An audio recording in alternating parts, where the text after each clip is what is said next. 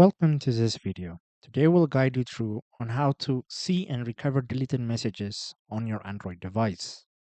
So the first thing we open is the messaging app, Google Messages. What we do next is select our profile found on the top right corner and then select archived messages.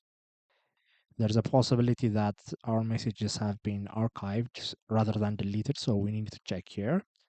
If not, another method we can do is close it and open up library and search for settings. Open up settings, scroll down and select system.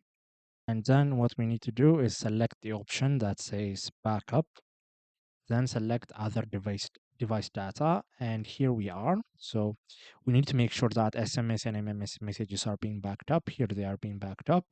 So if they are being backed up, what we can do is we can factory default our phone, and when we do that we can restore the data from the backup so that our messages are recovered.